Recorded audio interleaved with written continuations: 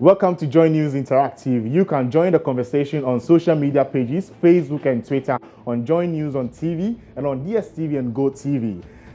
Now moving on, a new bribery scandal is raging in Parliament with the minority members on the appointment committee accusing Energy Minister designate Boakye Ejako of trying to bribe them. And also we'll be talking about Donald Trump also facing a lot of backlash on his recent executive order, which he signed in banning some 7 Islamic states from entering the US. And also, we're talking about the Black Stars game against Congo yesterday, our expectations on whether we are excited on the outcome of the game. You can get interactive with us on Facebook and on Twitter. You can send all your comments and everything, your messages to us. We're going to read them on Join News Interactive. My name is Victor Brache, and wondering how to get in touch. Here on your screen, you can also send in your conversation.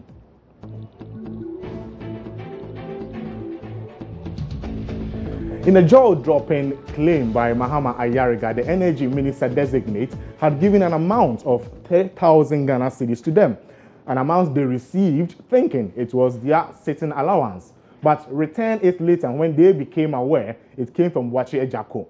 But things are looking differently now. 3 members of the appointment committee have written a letter to Parliament seeking for an internal inquiry into allegations of attempted bribery of some members of the appointment committee. But could this be the first time there has been an agreement to take or not to take money from anyone? Professor Adai mentioned it, PCO Apia Ofori exposed it, and Martin Amidu threw it out to the public on one of his numerous write-ups on his own page. Based on all these claims, Parliament still have issued a lot of excuses trying to defend the position or whatever has happened. But now, former Roads Minister Yunusa Hussaini is accusing Minority Chief Whip Muntaka Mubarak of not being candid in the recent bribery scandal that has left the minority side of Parliament even more divided. He wondered why Muntaka Mubarak could swear by Allah on the matter and suggested it was not necessary. Let's read a couple of your messages on social media in relation to this particular story that has been trending over the past few days, which started actually on Friday and got read and discussed on Newsfile. But going on our Facebook page, there is a post on this bribery in Parliament. Muntaka is not being candid, says Yunusa Hussaini. We're going to read a couple of your comments under this particular post. We have Isaiah Alexander who says, even after the actors, in quotes, involved in this scandal have sworn to Allah and their lives together with the suit threats, Honorable Hussaini thinks they are covering up. Sometimes it's rather not right among the minority, and they, into brackets, including Honorable Yunusa Hussaini, aren't being candid about it.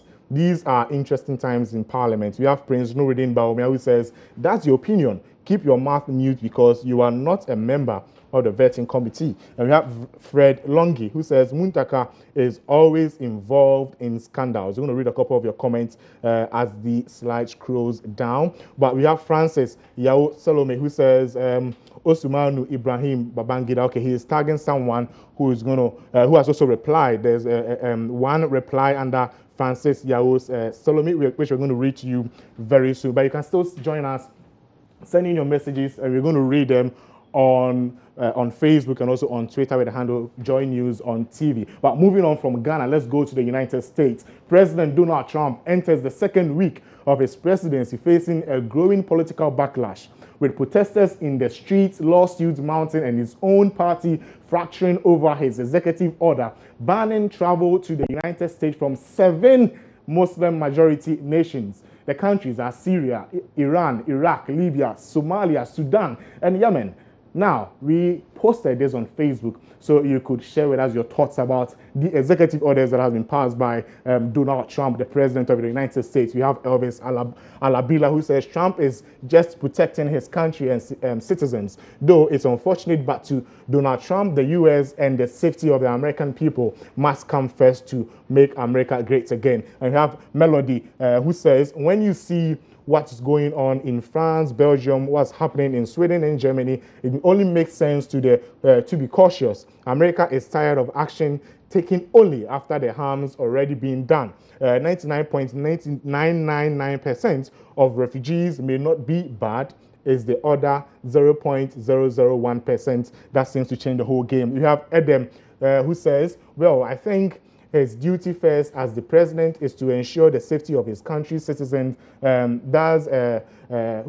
Citizen who entrusted him with the mandate to lead them. So he has to do everything possible to ensure the safety of his people, unlike Ghanaian politicians who only think of themselves only. We have Sandra Sintin, who says, I think Mr. Trump shouldn't do that. The question is, why is he doing this? Prince Nurudin Bawumia says, I think Trump should reconsider his decision, period. We have Ernesto who says, that was a good move. I pray he continues to ban more countries. And we have Amwako Emas, who says, just swear in, and he is working in GH. All we hear the announcement and and is traveling. Okay, this is not clear. Amako, I think you have to come again with your post. We have Matthias Ayowi says they are called refugees, but we don't know why they really are. Let's hear His Excellency protect his own country. We have Emisa Benjamin, who says good job, and we have Ola Wale says Trump is a bad man. Why doing that? And then we have Anaba Michael, who says it is not a good move. So these are some of the comments on our Facebook wall. You can join us, send in your messages so that actually after this, people have been stranded and flights are being, prevented from flying out from other countries into the U.S. But this cast out, when you read the news and how CNN and BBC are covering it, they link it to 2011 when the Arab Spring, broke out, when there were grievances and there were people arguing against each other in Tunisia and in other Islamic states. But this thing has got to be solved and resolved for people to also have their chance to fly around. But right now, let's go to Parliament. The appointment committee are seated and join them on whatever is happening in Parliament.